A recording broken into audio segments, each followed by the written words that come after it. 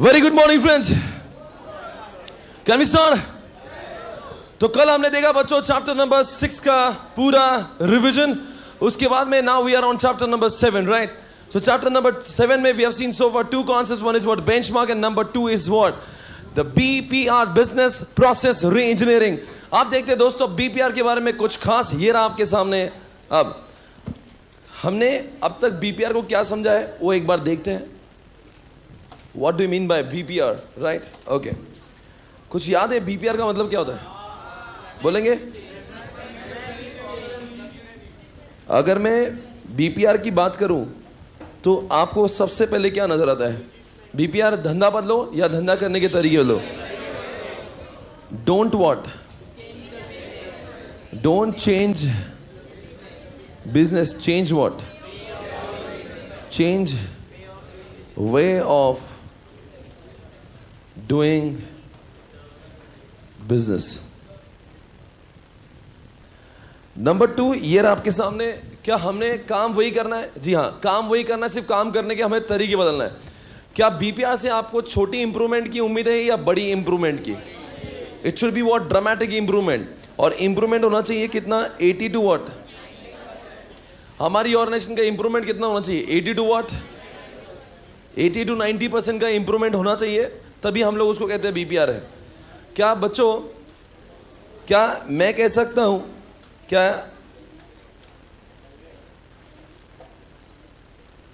क्या BPR के अंदर IT का बहुत बड़ा कंट्रीब्यूशन है? Hey guys, tell no. Do you think IT has an importance in what BPR? Can I say no IT, no BPR? Because whatever example we have seen, आपको याद है हमने कौन से example देखे थे? We have seen the example of ATM. We have seen the example of NSC, BSC, IRCTC. Then we have seen what? वो हमने और भी एग्जाम्पल्स देखे बहुत सारे. बुक माई शो है, मेक माई ट्रिप है, IRCTC है, ICI है और आजकल की सारी बैंकिंग है. मेरी ऑर्गेनाइजेशन का ऑपरेशन है. धंधा बदला या धंधे करने के तरीके बदले हैं? So do you think the IT is involve here? उसके बाद में दोस्तों ये रहा आपके सामने BPR का स्लाइड. चेक करना है इसको. आपने कुछ चिट्ठी पे लिखा था इसके लिए, आपको मालूम है? पर आपको मालूम है BPR करने से पहले आपको किसी को भुलाना पड़ेगा. Tell me what you have to forget. You have to forget what the old practices, then only you can think about new one. क्या BPR को करना आसान है या डिफिकल्ट है? BPR is a very time consuming as well. BPR is very costly as well. आप ही सोचिए पूरे बैंक्स के सारे पुरानी सिस्टम को बदलकर जब हम लोग बोलो क्या करते हैं, सिस्टम को पूरा ATM लाते हैं, तो आपको पता नहीं it is going to be what? Very very time consuming, very very costly as well. हमने आपको वो कार सर्विसिंग के बारे में कुछ बताया था. You remember that? Car servicing का एक वीडियो था. वो इंसान वहां पे जाता है, एक मोटा सा इंसान होता है, वो उसकी कार देने आता है, फिर वो उसे लिख कर लेता है, लैपटॉप का यूज नहीं करता, फिर वो सारी चीजें वो मैकेनिक के पास जाती है, फिर वो मैकेनिक उसको 1 घंटे बाद में काम चालू करता है. Then he found some problem, again he had spoken to him. So don't you think इसमें बहुत सारी चीजें अनवांटेड है which can be reduce. BPR का मतलब वही होता है कि ये चेक करो कि हम लोग आज कैसे काम कर रहे हैं और जो काम हम लोग गलत कर रहे हैं it has to be removed. Hey guys, are there? तो इसी को कहते हैं बच्चों BPR. BPR के लिए we have seen one more example. आपको याद है वो बिल्स पेबल वाला जो अकाउंटिंग का काम था, वो you know, do you remember that? उसमें क्या था मालूम है? वो क्या करता है, आपने दोनों एग्जांपल लिखे नहीं है ना? लिखो. एक काम करो, चिट्ठी लगाओ, बाद में कल चल के आप जब भी पढ़ाई करो तो मैं चाहता हूं आपको एग्जांपल याद है. हम लोग हैं इस वक्त पेज नंबर आप 169 पर लिख दीजिएगा. वहां पे लिखो case study.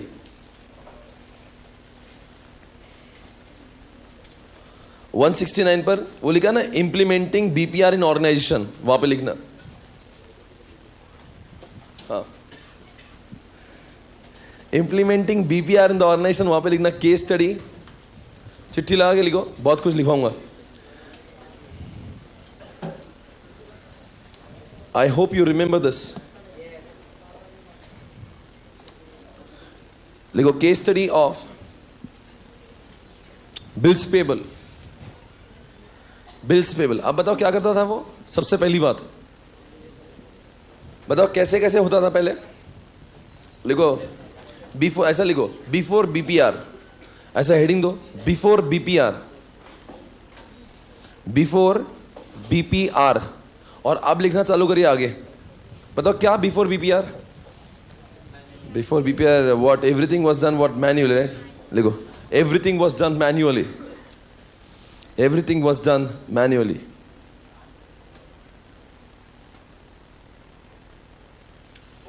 Computers were or were not used? Computers were not used. Computers were not used. Computers were not used. Oligo, it was very important to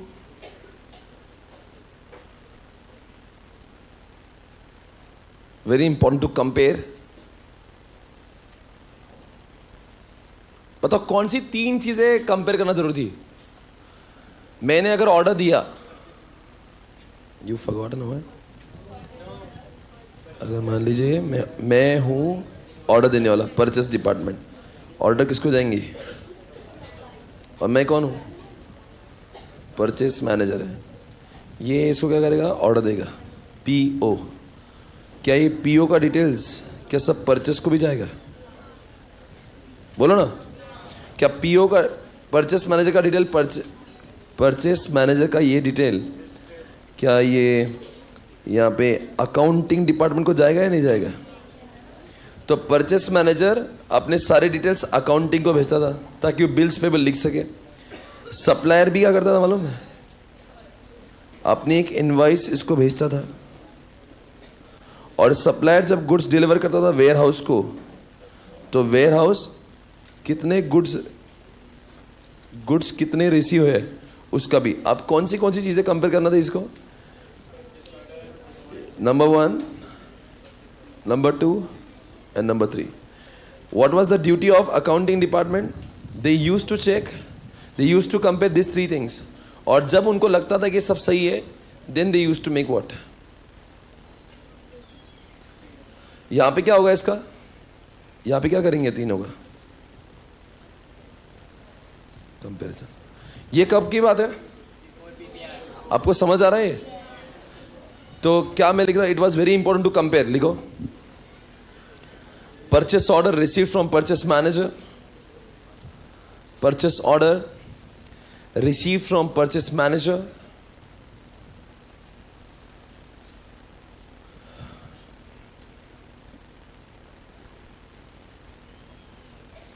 invoice received from supplier,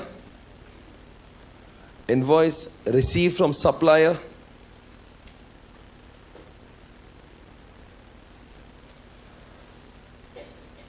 goods received by warehouse, goods received by warehouse, before making what? Before making payment to किसको? Supplier. Before making payment to supplier.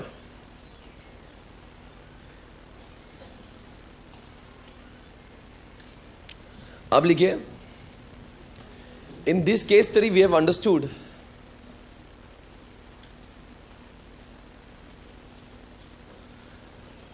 the process of comparison is becoming what? Time consuming. Process of comparison is becoming what? Time consuming.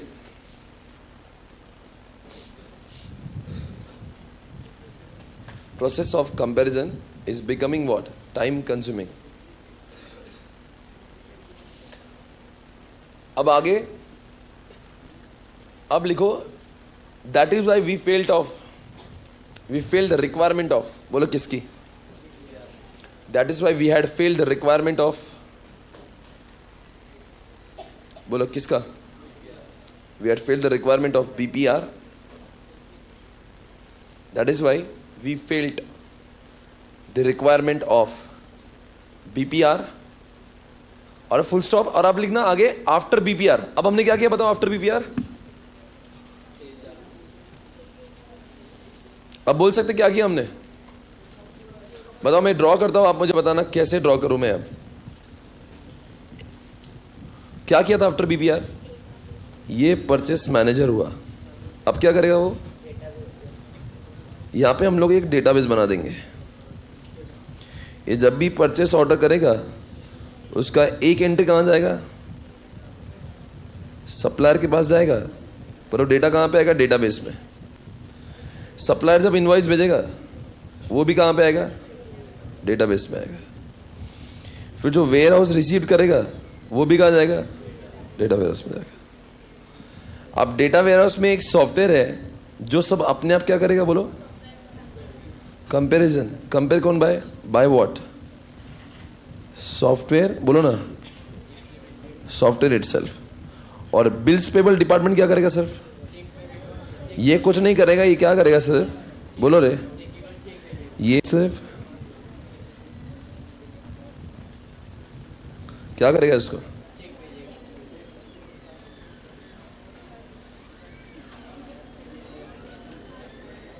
Payment करेगा। बोलो कौन सी काम जो पहले हम लोग कर रहे थे अब नहीं करेंगे? बोलो कौन सा काम अब इंसान को करने की जरूरत नहीं है? ये जो कंपैरिजन वाला काम है वो सारा का सारा अपने आप कहाँ हो रहा है? द परचेस मैनेजर का पीओ, द परचेस मैनेजर का पीओ, बाद में वेयर हाउस से मिला हुआ गुड्स रिसीवेबल, गुड्स रिसीव्ड, और सप्लायर से मिला हुआ invoice automatically will be compared. कहाँ पे? बोलो, कहाँ पे कंपेयर होगा? वो अपने आप ही डेटाबेस में वो कंपैरिजन हो जाएगा। And what is the job of bills payable? Will just make the payment. समझा क्या नहीं समझा? अब बताओ दोनों में क्या फर्क है? इसमें क्या हो रहा था? Everything was done what? Manually. यहां पे कौन सा मैन्युअली कर रहा था? The bills payable department. यहां पे क्या हो रहा है? यहां पे the work of bills payable is done what? Automatically but done by what? The software. क्या आपको लगता नहीं यहां पे हमने एक प्रोसेस को कम कर दिया? कौन सी प्रोसेस?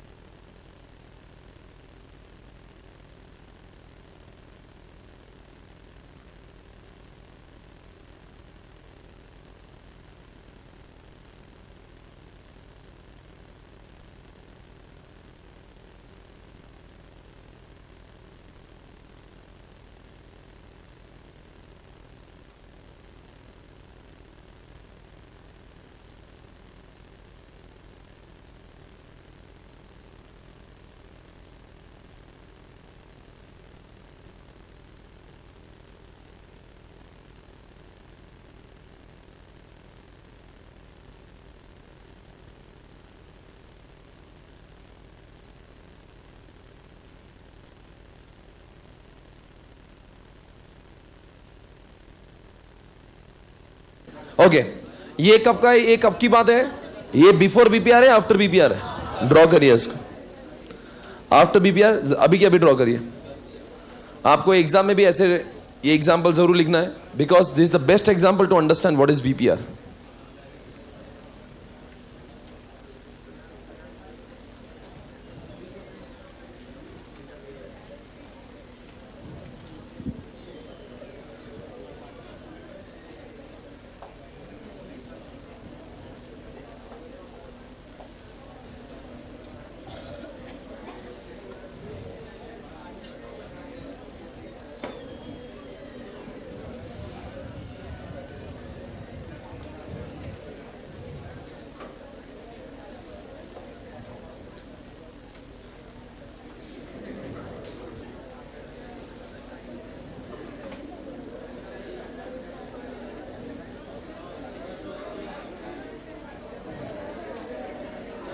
हुआ? नेक्स्ट, आपका लिखकर हो गया है? डू इट फास्ट, टाइम नहीं मेरे पास। रिजल्ट हुआ?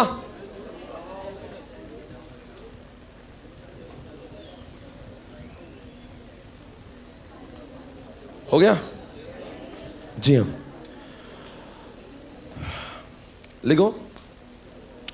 After BPR we can understand, after BPR we can understand from above example we can understand from above example. After BPR, we can understand from above example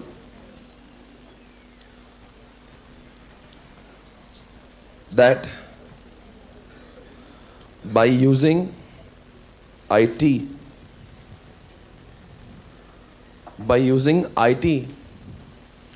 the job of comparison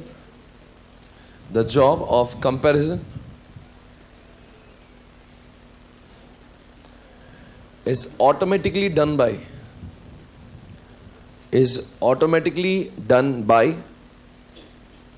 बोलो साहब, automatically done by the software.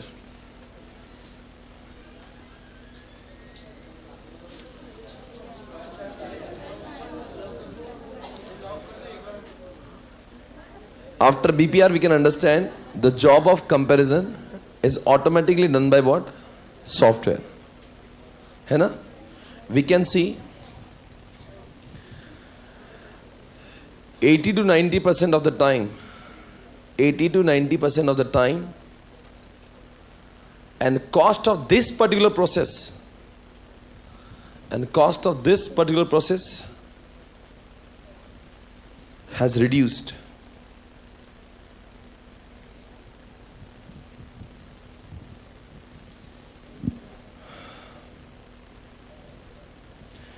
आपका समय शुरू होता है। अब आपको जो मैंने केस स्टडी भी बताई, आपको जवाब देना है कि ये 5 पॉइंट्स उसमें कैसे फिट होंगे भला। Now tell me how this, आपका समय शुरू होता है। It's a movie ticket guys, today you have to answer this कि व्हाट इज बीपीआर। ये तो आपने देख लिया, what are the steps of BPR. तो बोलते हैं अगर आपको बीपीआर करना है तो सबसे पहली बात तो आपको पता होना चाहिए what are the objectives. Number 2, you have to identify customers. Number 3, you have to study the existing process, formulate and redesign the process plan and implement the redesign phase. देखते हैं किसको आंसर आएगा। अभी जो एग्जाम्पल हमने किया उसमें हमारा ऑब्जेक्टिव क्या था, फिर कस्टमर्स की डिमांड क्या थी, स्टडी द एग्जिस्टिंग प्रोसेस।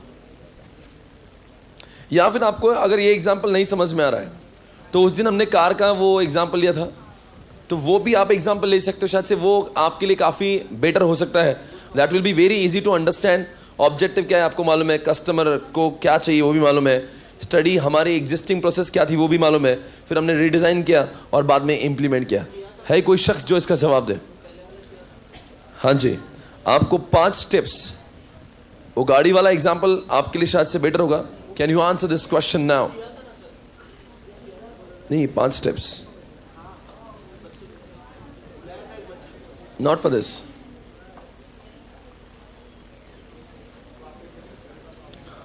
हाँ जी, एनीबडी कैन आंसर दिस?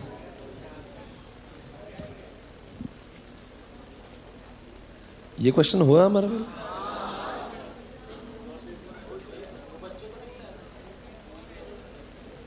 अरे भाई, उस दिन तो सिर्फ मैंने आपको ये बोला था, सिर्फ एग्जाम्पल आपको बताया था कि इसमें क्या बीपीआर हो सकता है। मैंने आपको सिर्फ बोला था इसमें बीपीआर क्या कर सकता है, तो वो आके समझा था सर इसमें वो करो। ये सिर्फ बीपीआर कैसे करना वो समझा था उस दिन। मैंने इन 5 स्टेप्स को बताया नहीं। मैं कौन से पेज पे हूँ मालूम है? पेज नंबर 169 से 170 पर हूँ। आपने उसके लिए कुछ लिखा भी नहीं होगा, देख लो, पेजेस खाली होंगे वहाँ पे। और ये 5 स्टेप्स को एग्जाम में पूछते हैं, मुझे सिर्फ बताओ कि वो एग्जाम्पल में 5 स्टेप्स कैसे फिट होते हैं। बाकी यही मेरा क्वेश्चन था। हाँ, 4 3 2 1 स्टार्ट नाउ। अब बताएंगे चिंटू, आ जाइए।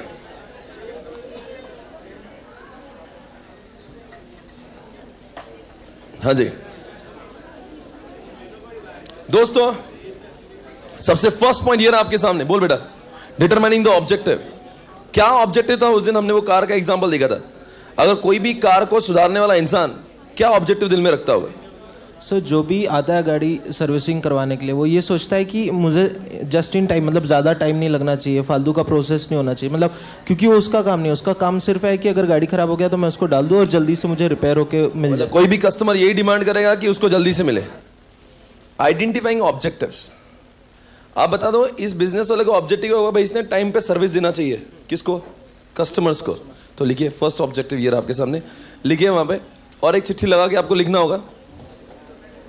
एक चिट्ठी लगाइए और लिखिए उस दिन का एग्जाम्पल।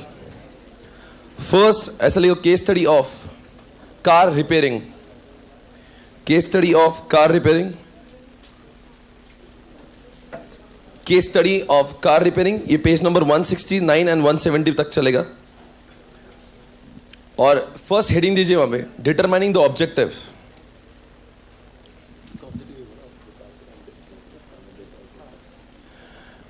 लिखो, जो नहीं लिख रहे वो लिख सकते हैं। ऑडियंस अपने आप को संभालिए, कितना इधर उधर देखेंगे। नंबर 1 का जवाब है, लिखो क्या बोलते हैं, फास्ट सर्विस टू कस्टमर। अगर मैं कार की दुकान लेकर बैठा हूं तो मैं चाहूंगा मेरे कस्टमर को टाइम पे सर्विस मिले। फास्ट सर्विस टू कस्टमर, ये हो गया ऑब्जेक्टिव। अब बताओ, identify customer and determining there needs. एक अगर हम लोग भी कार सर्विसिंग को जाते हैं तो एज ए कस्टमर हमारी क्या उम्मीद होती है उनसे, कि हमें भाई तुम जो भी काम करना है कैसे करो। सर पहले तो आइडेंटिफाई कस्टमर मतलब कि हमें देखना पड़ेगा कि किस टाइप का कस्टमर है। तो कार मोस्टली वही यूज़ करता है जो बिजनेस क्लास में होता है, मतलब उसके पास टाइम की कमी होती है। तो हमको यहाँ कस्टमर को देखना है कि उसकी क्या नीड है, उसके पास टाइम कैसा है, और फिर उसकी नीड क्या है। तो उसकी नीड ये है कि भाई मुझे जल्दी सर्विसिंग करना है, मेरे पास इतना टाइम नहीं है, मेरे को ऑफिस जाना है, ये सब है। तो वहाँ उसकी नीड चाहिए हमें। तो यहाँ पे ये समझ में आ रहा है कि कस्टमर वो होता है जिसको बहुत जल्द होती है और he wants what, immediate services. कोई भी हो, चाहे मैं भी कार लेके जा रहा हूँ तो, क्योंकि कार जब तक वहाँ पे गाड़ी अंदर होगी तब तक मेरा काम सब रुक जाएगा। तो हमेशा कार के सर्विसिंग करने वाला इंसान का रिक्वायरमेंट ये होगा, he should be able to receive his car. देखो point number 2, identification of customers need. Identification of customers need,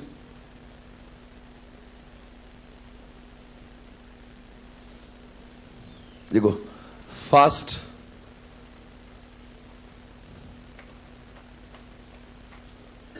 delivery of car, fast delivery of car, ये पॉइंट नंबर 2 था। आप बताइए पॉइंट नंबर 3 में, क्या इस कंपनी का सचमुच आज का जो सिनारियो है, क्या वो फास्ट कार को दे पा रहे थे? आपको मालूम है कौन से कॉन्टेक्स्ट में हम लोग बात कर रहे हैं? उस दिन जो हमने, उस दिन मतलब परसों के दिन हमने एक वीडियो दिखाया था जिसमें वो कार रिपेयरिंग करने आता है, उसको बहुत टाइम लगता है, बाद में हमने कंप्यूटर वाला काम भी करवा के दिखाया था। तो पहली वाली जो प्रोसेस थी उसमें क्या आपको लगता है, अच्छी थी या खराब थी? सर खराब थी, बहुत स्लो था वहाँ पे। एक तो पहले उनका बिलिंग, फिर उनका जो उनका विद इन उनका ऑर्गेनाइजेशन जो कॉर्पोरेशन था वो अच्छा नहीं था, वो बहुत स्लो हो रहा था। मतलब उनके इसमें कोऑर्डिनेशन, कम्युनिकेशन की कमी थी, बहुत कमी थी एग्जिस्टिंग प्रोसेस में। मतलब कि वो बोला था कि जैसे ऑर्डर ले रहा है उसके बाद में 1 घंटे बाद दे रहा है, इससे समझ सकते हैं कि लैक ऑफ कम्युनिकेशन है, कोऑर्डिनेशन है। और हर कोई छोटी चीज के लिए उनको बार बार आपस में बात करना होती थी, राइट? तो existing process was very slow. लिखो, existing process was manual. Point number 3 ऐसा लिखो, हेडिंग दो, पॉइंट नंबर 3, और वहां पे लिखो study the existing process. Point number 3 ऐसा लिखो, study the existing process, study the existing process. और ऐसा लिखो अब, existing process was very slow, comma manual, there was a lack of coordination, there was a lack of coordination, coordination की कमी थी। बेटा हाँ, अभी जो भी हम लोग तो बीपीआर करना चाहते हैं, है ना? तो फॉर्मुलेट रीडिजाइन प्रोसेस। अब आपके हिसाब से क्या इन्होंने रीडिजाइन करना चाहिए अपनी प्रोसेसेस का? बीपीआर का मतलब है क्या कार का धंधा बंद कर दें या वही धंधे में थोड़ा सा इंप्रूवमेंट कर? वही धंधे में कुछ इंप्रूवमेंट्स करना है, जो गलती है उसको ठीक करना है, फास्ट करना है उसे। जी, तो आपके हिसाब से क्या करना चाहिए? इन्होंने क्या रिडिजाइन किया था उस दिन? सर अब इनकी एग्जिस्टिंग प्रोसेस में इनका ऐसा प्रॉब्लम था सर कि बिलिंग लास्ट में, अगर बैक पीछे से स्टार्ट करते हैं तो बिलिंग इनका सही नहीं था। एंड सर जब इनके पास कार आता था तो ये लोग 1 घंटे, मतलब वहाँ जो मतलब इनका डेस्क पे था जो ऑर्डर लेता था, वो पेपर डाल देता था, फिर 1 घंटे बाद उनको पता चलता था जो उनके वर्कर्स हैं कि भाई हमें कोई। आप उसके लिए क्या रिडिजाइन, क्या बोलोगे उनको? अभी we have to redesign for the new process. तो क्या उस दिन हमने देखा था उस वीडियो में इन्होंने कुछ रिडिजाइन किया था? क्या करना चाहिए, क्या रिडिजाइन में क्या लिखोगे? कि हम लोग नए काम में इंसानों का कम, आईटी का ज़्यादा यूज़ करेंगे। तो हमने रिडिजाइन किया था कि वो जब भी कोई आएगा तो उसका डेटा हम लोग किस में लोड करेंगे? कंप्यूटर में लोड करेंगे। और एक कंप्यूटर किसको देंगे? एक कंप्यूटर वर्कर्स को देंगे। आपस में कोई भी मैनुअल कम्युनिकेशन नहीं करेंगे। There will be what? Computer to computer communication, है ना? लिखो point number 4, formulate a redesign process. Formulate a redesign process plan. लिखो as per the new plan. As per the new plan.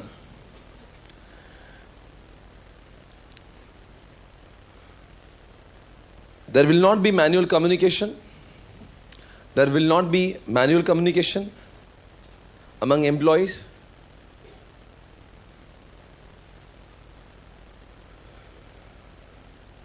We will use computer for operations. We'll use computers for operations.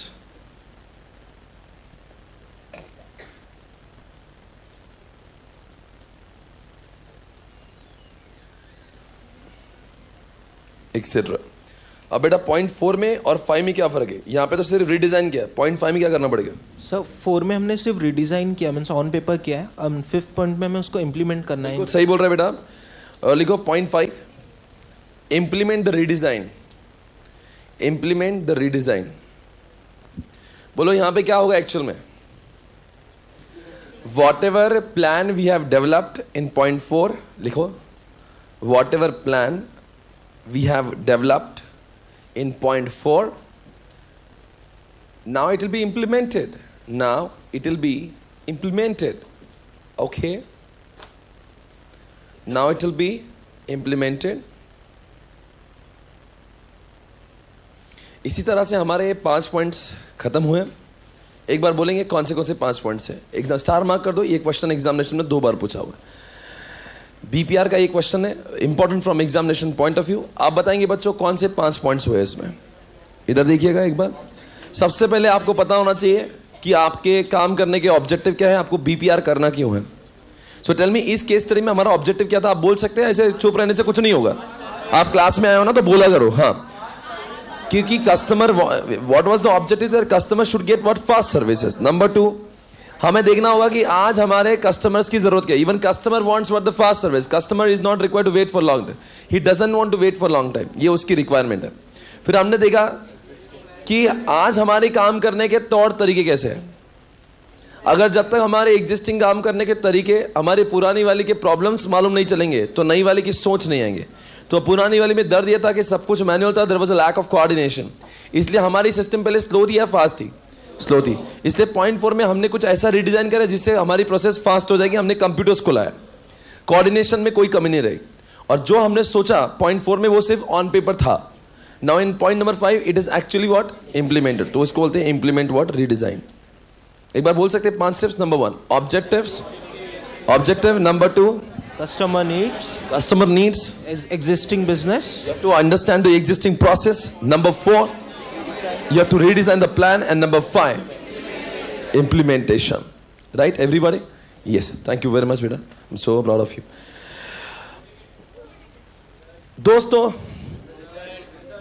ये disturb मत करो, मुझे मालूम है कब क्या करना है. पेज नंबर 170 पे आओ. The role of IT in BPR. Now अभी अच्छा कॉन्सेप्ट है. ये क्वेश्चन भी एग्जाम में पूछते हैं. कैन आई से BPR is not possible without IT? बोलो साहब बीपीआर के बारे में लोगों ने तब से ही सोचना चालू किया जब से दुनिया में आईटी पैदा हुआ. सर बीपीआर पहले क्यों नहीं था? पहले हम लोग अच्छा ही काम कर रहे थे, but we were not knowing the potential of IT. When IT was introduced we got to know what is the potential of what IT. फिर हमने सोचा कि ये काम जब इंसानों से बेहतर IT कर सकता है तो why don't we use IT for doing all the processes? IT is known for efficiency. अब बोलो मैं IT आया क्यों दुनिया में? एक चीज के लिए, स्पीड. फिर हमने सोचा यही काम मैं कर रहा हूं, why don't I introduce IT in this? तो इसलिए जब जब दुनिया में BPR का नाम आता है उसका पहले जो फाउंडेशन है ना वो IT है. BPR को इनेबल कौन करता है? BPR के पीछे कौन है? बीपीआर के पीछे कौन? आपका आगे भले ही कोई भी दिखेगा, पीछे वो है. जैसे आगे आपको IRCTC दिख रहा है, पीछे कौन है? कंप्यूटर. अभी हमने जो काम देखा, जो इस एग्जाम्पल में बोला कि सब कुछ ऑटोमेट हो जाएगा, पीछे कौन है? आईटी। हमने एटीएम को देखा, बोलते एटीएम ने सब कुछ बीपीआर कर दिया, पीछे कौन है? हर कोई चीज के पीछे। हमने we have seen BookMyShow, we have seen IRCTC, we have seen ICAI campus, cloud campus, पीछे कौन है? तो मतलब इन सब के पीछे हमें यह समझना चाहिए कि all this things are not possible without what? Come on guys, now IT. IT is a key enabler. क्या जमाना आ गया? Everything is possible through what? IT nowadays. Sir अभी अचानक से क्यों? बिकॉज बच्चों 1970 में, 80 में, 90 में भी लोग बिजनेस करते थे, आज भी करते थे। इतना ही फर्क है, वो सब चीजें पहले मैनुअल थी, अब now it is done by using what? IT. So why don't you understand the power of IT? Why don't you introduce it? That's why people started using what? IT. फिर IT की वजह से इतना improvement हुआ, इतना improvement हुआ। आपको मालूम है पहले IT का इस्तेमाल हुआ, तब जाके लोगों ने उसका नाम रखा BPR है।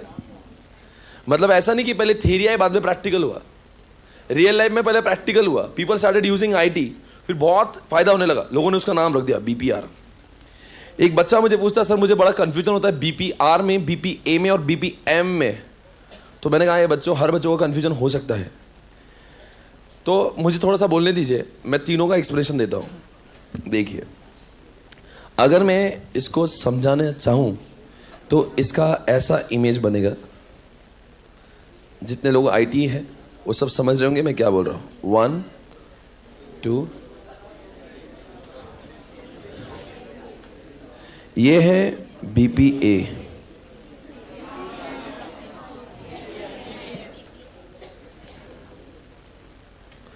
सर BPR बड़ा होता है, BPA छोटा। हर इंप्रूवमेंट को BPA कहते हैं IT की वजह से, बिजनेस प्रोसेस का थोड़ा इंप्रूवमेंट तभी भी BPA, थोड़ा BPA। But when you have dramatic improvement it is called as BPR। तो दुनिया का हर BPR BPA है, हर BPA BPR नहीं है। थोड़ा चेंज हुआ, आप उसको BPA कहोगे। When there's a dramatic improvement, it is called as what? Come on guys now, BPR। और सर BPM क्यों चाहिए? अरे ये काम कराने के लिए लोग चाहिए ना, ये काम कराने के लिए पैसा चाहिए, ये काम कराने के लिए रोल्स एंड रिस्पॉन्सिबिलिटी चाहिए, ये काम करने के लिए टीम चाहिए, ये काम कराने के लिए सॉफ्टवेयर डेवलपर चाहिए, सॉफ्टवेयर डेवलपर को बुलाना होगा, बात करना होगी। ये सब क्या अपने आप नहीं हुआ? ये ऑटोमेशन नहीं है, मैनेजमेंट है। समझ रहे हैं? नहीं नहीं, मुझे बोलना है। जैसे ये काम जो ATM लगाना है, तो ATM में BPA है, मैंने डाउट नहीं। ATM में BPR भी है, उसमें भी डाउट नहीं है। पर ATM BPM नहीं है। ATM के लिए सॉफ्टवेयर बनाना था, इसलिए मैंने, चंदा जी ने, हमने मिलकर इन्फोसिस के इंसान से बात करी। वो बात एक मैनेजमेंट है। हमने सॉफ्टवेयर बनाने के लिए कंपनी से पैसा लाया, बैंक से पैसा लाया, वो एक मैनेजमेंट। वो पैसा लाना ऑटोमेशन नहीं हो सकता, पैसा लाना एक मैनेजमेंट है। मैंने सॉफ्टवेयर लाया, उसको बार बार मैं मेंटेनेंस कराता हूं। मेंटेनेंस ऑटोमेशन नहीं है, मेंटेनेंस मैनेजमेंट है। मैंने सॉफ्टवेयर को चलाने के लिए लोगों को ट्रेनिंग दी। ट्रेनिंग देना ऑटोमेशन नहीं होता, ट्रेनिंग देना एक क्या है? मैनेजमेंट है। तो BPA को सक्सेसफुल बनाने के लिए BPM होता है। तो BPA का दायरा बोल रहा है, BPA है, BPM है तो BPA है। मैनेजमेंट ही नहीं कुछ करेगी तो BPA क्या अपने आप थोड़ी ना आएगा। BPA पॉसिबल होगा जब मैनेजमेंट कुछ कंट्रीब्यूट करे, जब लोग आएंगे, जब टीम होगा, जब आपस में कोऑर्डिनेशन होगा, जब ट्रेनिंग होगी, जब इवैल्यूएशन होगा, मेंटेनेंस होगा। ये लिख दीजिए, बहुत इंपॉर्टेंट था जो भी मैंने बोला, ऑसम बोला। प्लीज चिट्ठी लगा के।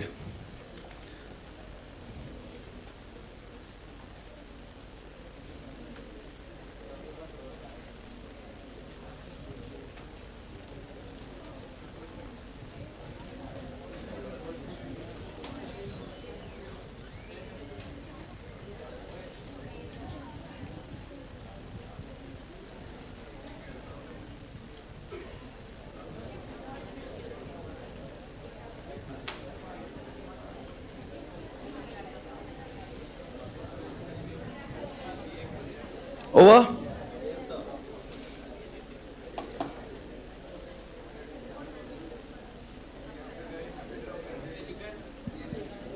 ये लिख लिया क्या आपने? बस इतना ही इंपॉर्टेंट था।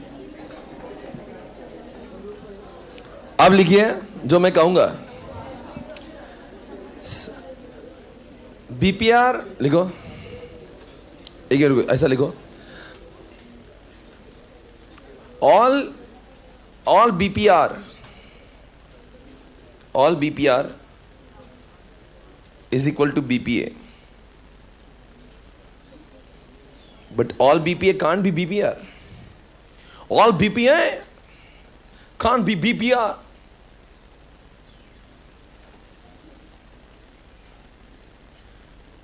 समझा क्या? When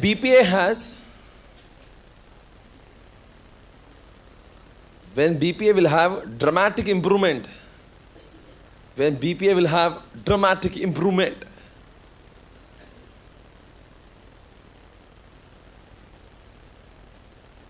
when BPA will have dramatic improvement, then only it is what? Then only it is, come on, BPR. Then only it is what? BPR. But to make BPR successful, you need management.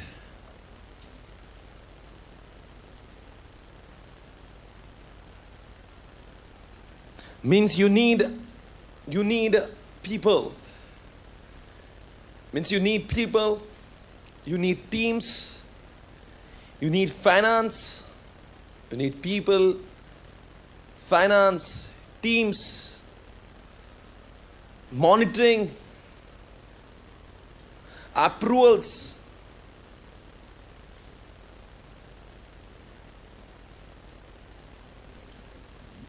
These are not automation. These are not automation. ये सब automation नहीं है. Team को लगाना automation नहीं हो सकता. Training देना automation नहीं हो सकता. These are not automation. These are the part of. Hold us up, come on. They're the part of management. They're the part of management. USA में रहा हूं बचपन से तो एक्सेंट आ जाती है.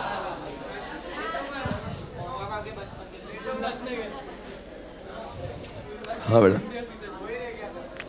अब लिखिए आगे, चिट्ठी लगाओ. पेज नंबर 170 पे चिट्ठी होगी. अगली चिट्ठी 170 पे और एक चिट्ठी लगाइए वहां पे. मैं जो बोल रहा हूं करिए. 25 सालों से यही पढ़ाता हूं मैं. लिखिए वहां पे. When computers were not there,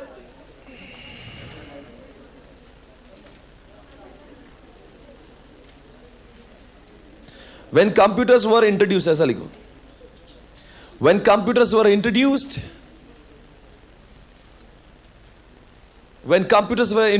we felt, we understood, we realized. Realized लिख दो. We realized that by using IT, work can be faster. By using IT, work can be faster. काम पहले से अच्छा हो सकता है. तेजी से हो सकता है. Work can be faster. Yeah. That is why, आज रोकना मत. That is why people started using. What people started using? People started using. Shut up. People started using IT for doing those processes. वो सब काम करने के लिए अब IT का इस्तेमाल किया गया.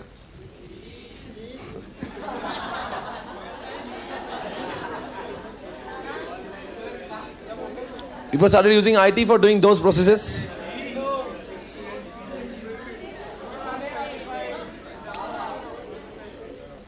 Whatever, Ligo, we have seen variety of example. We have seen variety of example like IRCTC,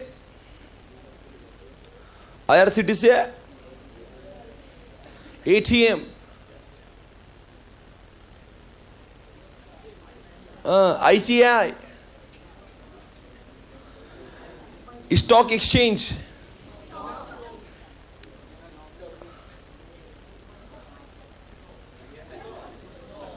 BMS, Book My Show.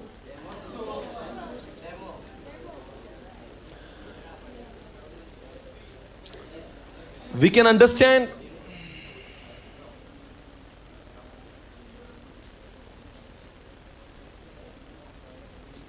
these examples are not possible without IT.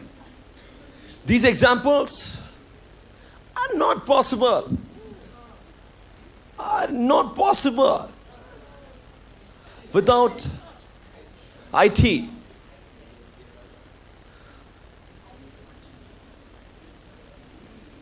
IT is providing what? The foundation. IT is what? Backbone.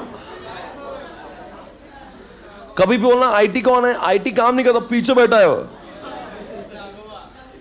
आगे सब कुछ दिखेगा, पीछे कौन है? IT है. You see no whatever system ICI cloud, पीछे कौन है? कुछ भी हो, IT is providing what? The backbone, IT is the platform, IT is the foundation. लिखो, IT is the foundation of. IT is the foundation of. ऐसा sign लिखे. मेरा भी तो है, ऐसा कुछ नहीं. IT is the foundation of BPR. IT is the foundation of BPR. मैं पढ़ूंगा पेज नंबर 170 से. The role of IT in BPR. अब वही लिखा होगा जो हम लोग डिस्कस कर रहे हैं कब से. हमने प्रैक्टिकली लिखा, अब तेरी देखेंगे. The accelerating pace at which IT has developed during the past few years had a very large impact. Underline the word. IT ने मानो हमारे काम करने के सारे तौर तरीके बदल दिए.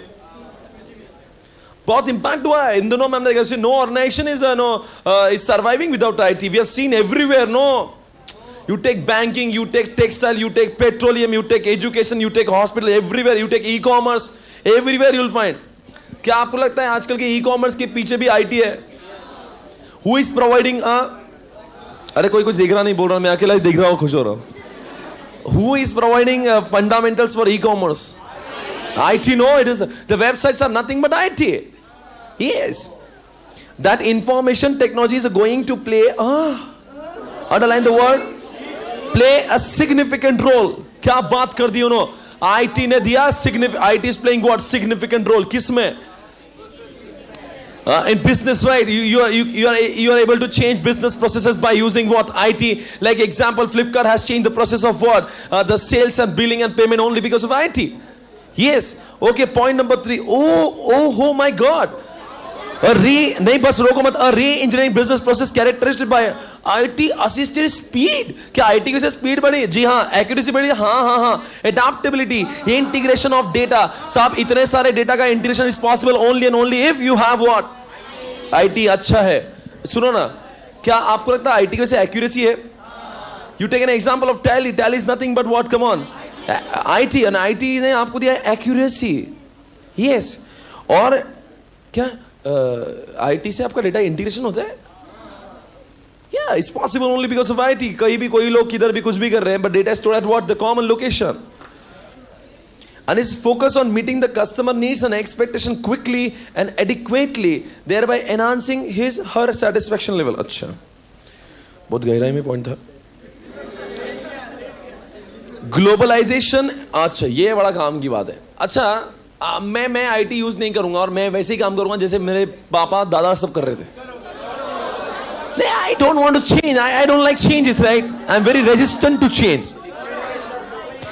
My business will be what? Become what? Outdated. I'll be thrown away. फेंक देंगे मुझे. See, आजकल की जरूरत है upgradation. Underline the word globalisation and competition. आगे क्या लिखने वाला मैं बोलता हूं आपको. जितना ग्लोबलाइजेशन बढ़ रहा है और जितनी कंपटीशन बढ़ रही है उसकी वजह से बोलो रे. जितना अरे ग्लोबलाइजेशन बढ़ रहा, कंपटीशन बढ़ रही है तो IT की जरूरत पड़ेगी ना. वही लिख रहा, और कुछ नहीं. आगे अरे इंपैक्ट ऑफ IT सिस्टम्स और आइडेंटिफाइड. देखो रे भाई, IT वैसे टाइम से हो रहा कि नहीं हो रहा? जो लोग ख्यालों में है वो आ जाओ. आप हर 5 मिनट में अपने अपने ख्यालों में चले जाते हो। टाइम को अंडरलाइन करो। क्लास चल रही है और मैं ऐसे में पढ़ा रहा हूं, टाइम को अंडरलाइन करिएगा। क्या आईटी का टाइम से हो रहा है? जी हाँ जी। Number 2, overcoming the restriction of geography. अभी बताओ ऐसे कौन सा? अरे फ्लिपकार्ट यार, Amazon, eBay, and these are there is no barrier for the geography, right? There is no geographical barriers, boundaries, you can reach up to what, any extent. है ना बच्चों? क्या आईटी ने हमारी दूरियां कम कर दिया? क्या आईटी से टाइम सेव हो गया? ऐसे कौन से एग्जांपल में लगा टाइम से हो गया? क्या एटीएम से टाइम से हो गया? अच्छा, नंबर 3, क्या रिस्ट्रक्चरिंग ऑफ रिलेशंस भी बन गए? उत्तरी, ये वो रिलेशन नहीं है गर्लफ्रेंड बॉयफ्रेंड।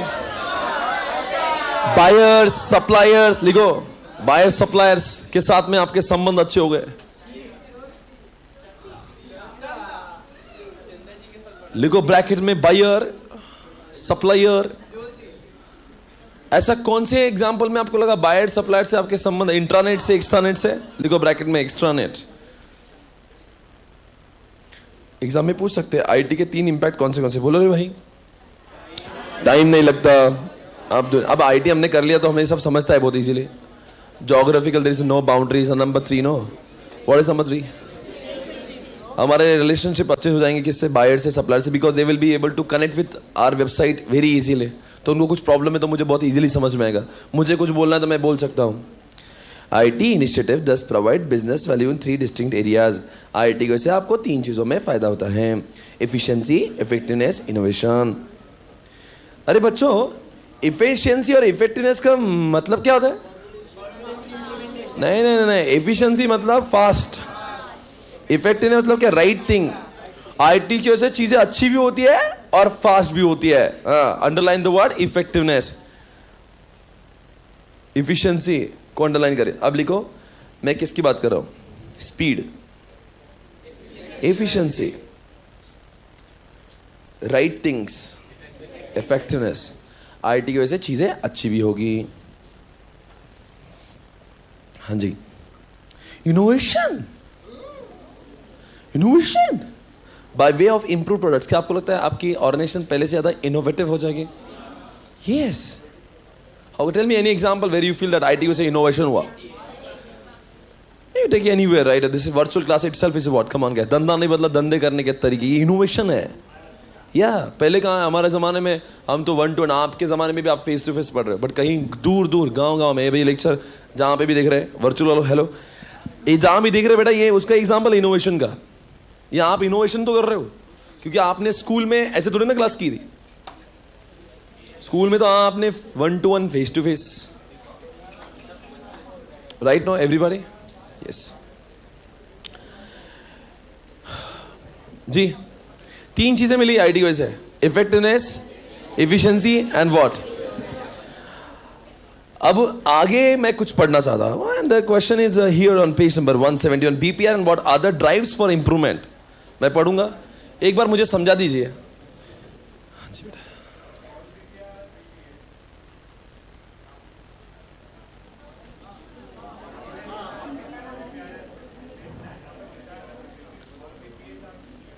हाँ,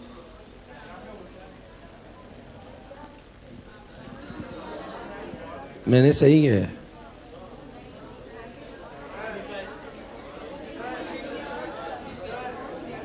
ये सही है ना?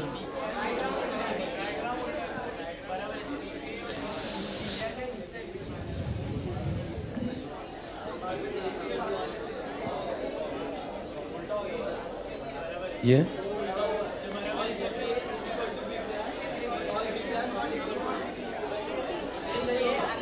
रुको भाई, एक मुझे कंफ्यूजन मत, 1 मिनट पहले पूरी बात बोलता हूँ, फिर आप हाँ नहीं वो सब देख लेना।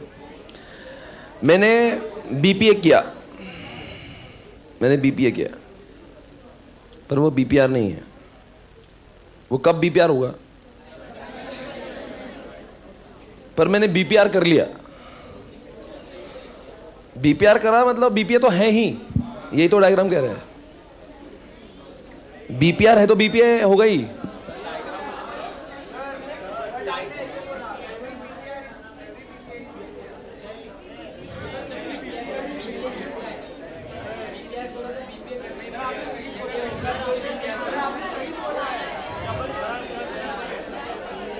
नहीं, मैंने सही किया है।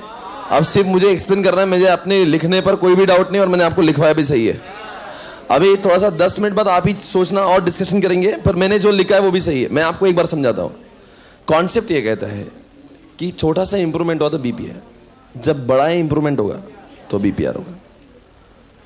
दुनिया का हर बीपीआर अगर मैं उल्टा लिख देता, मैं छोटे बॉक्स को बीपीआर करता और बड़े बॉक्स को बीपीए करता अगर, तो इसका मतलब क्या हो जाता कि हर बीपीए बीपीआर है ही। अगर मैं डायग्राम उल्टा लिखता तो अब मैं एक काम करता, आपके हिसाब से डायग्राम ड्रॉ कर देता हूं, फिर आप ही बोलेंगे सर गलत लिखा आपने।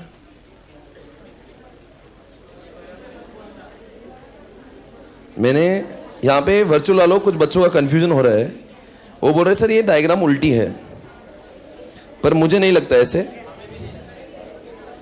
अगर थोड़ा सा आप ही सोचिए, अगर मैं इस इमेज को यहां पे मैं ये हटाकर और यहां पे क्या लिख दूं,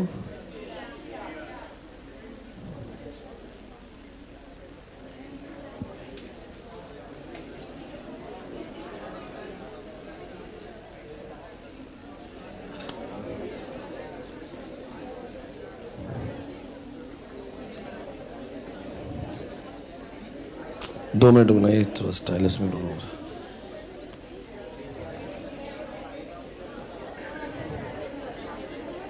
और मैं इसको क्या लिख दूं अभी,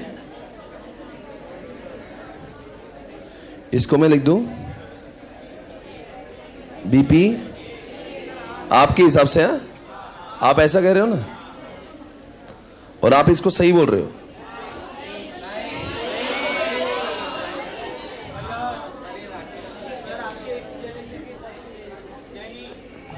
ये सही है गलत है? इसका ये मतलब हुआ कि दुनिया का हर बीपीआर होगा, पर हर ये इमेज सही है? सही है? ये सही लग रही है?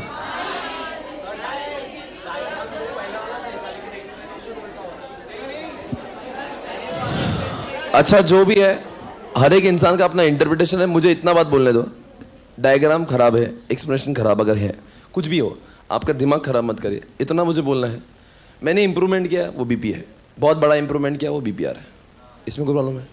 अब आपको कैसा लिखना है आपकी मर्जी है, वो मेरा इंटरप्रिटेशन है, आप अपने हिसाब से लिखो, पर एग्जाम में गलत मत लिखना, आपका जो मन कर, पर मीनिंग चेंज मत करना। It should not be meaningless. Her improvement BPA है ही, बहुत बड़ा इंप्रूवमेंट होगा तो बीपीआर है। समझ गया? अभी क्लियर है? तो इसलिए मैंने क्या बोला था, ऑल बीपीआर, सारे बीपीआर करना तो बीपीआर होंगे ही, पर all BPS are not BPR. Explanation भी, मतलब आपको एक्सप्लेनेशन में कोई प्रॉब्लम नहीं है तो ठीक है, आप इमेज मत ड्रॉ करना, और जिनको इमेज समझ आती है वही लिखना। कंफ्यूजन वाली इमेज आपके दिल में होगी तो मत लिखना। एक्सप्लेनेशन तो सही है। हाँ, आगे बढ़ेंगे। मैं पढ़ रहा हूं अब आपके सामने पेज नंबर 171 से, ये रहा हूं मैं आपके सामने। अब बस अगले 1.5 पेज तक यही चलेगा, फिर ये कॉन्सेप्ट हमेशा के लिए खत्म हो जाएगा। मैं कुछ पूछना चाह रहा था, सुनो ना। इतना क्यों लिखा है आईसीआई ने इस बीपीआर के बारे में, आप ही सोचिए ना। कहां से चालू है देखो बीपीआर, आप ही देखो अच्छे से देखना। 165, 66, 67, 68, 69, 70, 71, 72। कोई तो एक 4-5 में से एक क्वेश्चन एग्जामिनेशन में आएगा। क्या सचमुच इतना इंपॉर्टेंट होगा? आप बताइए, आजकल के ज़माने में ये ज़रूरी है कि नहीं? If you want to have a competitive edge, you have to go for BPR. पहले ज़माने में चल गया साहब, आप कुछ भी बेचो और कितने में भी बेचो और कुछ भी करो, people used to buy because there were no options. Nowadays if you really want to compete with others, you have to improve। तो आप बोलेंगे मैं कॉस्ट कम करना चाहता हूँ, पर कॉस्ट अपने आप कम नहीं होगी, बीपीआर करके कॉस्ट कम होगी। आप बोलेंगे मेरी एफिशिएंसी बढ़ना चाहिए, एफिशिएंसी तभी बढ़ेगी जब आपने क्या किया हो, बीपीआर किया हो। इसलिए बीपीआर का बहुत बड़ा ट्रेंड है। धंधा बदल रहा है, धंधे करने के तरीके बदल रहे हैं। वही काम करेंगे, सिर्फ अच्छे तरीके से करेंगे। जैसे बैंक में पहले भी विड्रॉ होता था, आज भी विड्रॉ हो रहा है, सिर्फ विड्रॉ करने के तरीके बदले। काम वही है, सिर्फ काम करने के तरीके वाले। विड्रॉ कल भी विड्रॉ था, आज भी विड्रॉ, इसको बोलते हैं बीपीआर। क्या आप भी कल्चर के अपने बिजनेस में जाओगे? अब ये कॉन्सेप्ट से सीखना मत, घर पे जाओ, जब अपने दुकान पे या अपने ऑफिस में जाओगे तो वहाँ पे देखना कौन सी चीज़ें अनवांटेड है, विच कैन बी मैं आपको एग्जांपल देता हूँ। जैसे मेरी ऑर्गेनाइजेशन, एक छोटा सा प्रोसेस है। कौन सा प्रोसेस? एक प्रोसेस है, जैसे कि मान लो कुछ भी एक छोटा सा प्रोसेस मानते हैं कि बुक्स की बात करेंगे। अब बुक्स, किसी को बुक्स चाहिए, मेरे फ्रेंचाइजी को, तो क्या करता है, हमें पहले कभी फ़ोन से बोलता था कि मुझे बुक्स चाहिए, तो कभी बोलता था वो वेबसाइट से, ईमेल से कि मुझे बुक्स चाहिए। फिर मेरे एम्प्लॉई बुक्स को देखते थे, फिर बुक्स के बाद में वो सारी चीज़ों को हम लोग क्या करते हैं, रीड करने का। फिर मेरा एम्प्लॉय उसको रिसीट पे लिखता था कि आज इसका ऑर्डर आया हुआ है। फिर जब गुड्स हम लोग भेजते थे तो बिल बुक पे लिखते हैं, क्या लिखते हैं कि भाई आज इसको हमने गुड्स भेज दिए, और फिर ताकि कुरियर वाला आता है बाद में उस गुड्स को लेके चले जाता है। ये मेरा ट्रेडिशनल प्रैक्टिस है। क्या मैं इसको इंप्रूव कर सकता हूँ?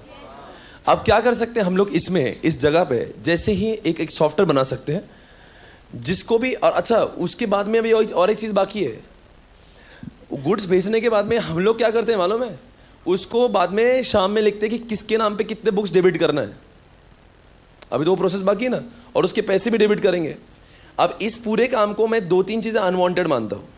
अब वो देखो कैसे, अगर मान लीजिए किसको बुक्स चाहिए ना, तो एक सॉफ्टवेयर बना दो जिसमें उसको बुक्स चाहिए। अब मेरा सॉफ्टवेयर में वो बुक का मॉड्यूल इंटीग्रेट कर रहा हूँ, तो जैसे कोई भी फ्रेंचाइजी को बुक लगेगा तो बुक की तरह की डायरेक्टली सॉफ्टवेयर में आएगी, मेरे सॉफ्टवेयर में, दूसरा ईमेल वगैरह पे नहीं, मेरे सॉफ्टवेयर पे आएगी, जिसको मैं एक्स्ट्रानेट मानता हूँ। और जैसे उस पर ऑर्डर आएगी तो मैं उसको ओके कर दिया ना, ओके करने के बाद वो अपने आप उसके नाम पे डेबिट कर देगा। मतलब मेरा कोई और बंदा देखेगा नहीं, लिखेगा नहीं, और देख देख के उसको डेबिट नहीं करेगा। उसने भेजा, मुझे लगता है अप्रूव्ड बोला था, उसके नाम पे उतने बुक डेबिट उसी समय पे। No separate person is sitting and what making his account debited. तो this is what the processes can be improved. एक छोटा सा बिजनेस है, उसकी छोटी सी प्रोसेस मैंने इंप्रूव कर दी। ऐसे मैं से सोचा तो इंप्रूव हो गई। आप भी आपके बिजनेस में आओगे तो कितना कुछ इंप्रूवमेंट होगा। जब तो दिन क्या, यही काम मैं करूंगा पर कैसे अच्छे ढंग से कर सकता हूं। तो जैसे आपकी जिंदगी एक बीपीआर है। आपको बिल आता है इलेक्ट्रिसिटी का, आप लाइन में लग के भरते हो। आपको बिल आता है, आप उसको ऑनलाइन भरते हो। एक काम करो, उसको स्टैंडिंग इंस्ट्रक्शन दे दो, बिल आपके घर पे आएंगे ही नहीं। बैंक में आएगा, बैंक अपने आप भर देगी। मतलब आपने अपना बिल देखने का, पैसे भरने का, जो भी 10 मिनट आधा घंटा जो भी लगा, आपने अपनी जिंदगी का एक पर्सनल मैटर में एक बीपीआर कर दिया। You can make it, you know, are you getting this? तो इस तरह से हम अपना बीपीआर कर सकते हैं। जमाना उसी का ही है, समझ गया? अब देखते हैं क्या लिखा है यहाँ पे, थोड़ा सा ही बचा है 171 पे। While re-engineering may lead to restructuring of organization, any restructuring does not necessarily mean what? देखो क्या लिखा है, थोड़ा सा मैंने आपको उस दिन एग्जांपल दिया था। पहले लोग खड़े थे, अब बैठ गए, बाद में लेट जाएंगे। इसको बीपीआर नहीं कहते। थोड़ा सा small improvement is not BPR, it has to be dramatic. आगे, the basic principle that differentiate in re-engineering from any other drive on improving organisations efficiency may be what briefly summarise as follows. मैंने बोला ना, हर improvement मतलब हर BPA क्या नहीं होता, हर BPA क्या नहीं होता ब्रो, हर बीपीए बीपीआर नहीं होता। वही लिखा है, बोलते कि हर इंप्रूवमेंट को आप क्या नहीं कह सकते हो, BPR. At the core of री engineering lies the concept of discontinuous thinking. किसको डिसकंटिन्यू करना पड़ेगा? लिखो ब्रैकेट में ओल्ड, पुरानी वाली को बंद कर दीजिए। जैसे आज एकदम एग्जांपल देखा ना कार रिपेयरिंग का, तो पहले कार रिपेयरिंग का जो सिस्टम था उसको आपको डिसकंटिन्यू करना पड़ेगा। Next, re-engineering does not have any scope for any partial, देखो क्या सबसे काम की बात लिखा, पार्शियल मॉडिफिकेशन, थोड़ा बहुत कुछ नहीं कहा, it has to be dramatic. आगे, it aims at achieving excellence and break through in performance by redesigning the process entirely radically. मतलब क्या, it has to be remove from the root. पुरानी कोई भी डिजाइन का साया नए पे नहीं आना चाहिए, नया फ्रेश नया होना चाहिए।